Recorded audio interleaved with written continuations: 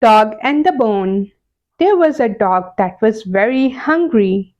He went to search for food and found a juicy piece of bone.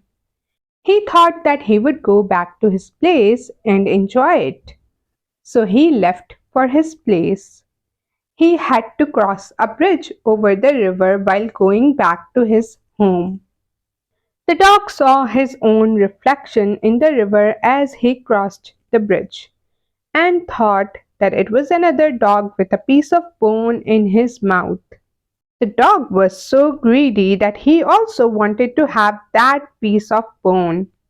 So he opened his mouth, barking at his own reflection, to snatch that piece.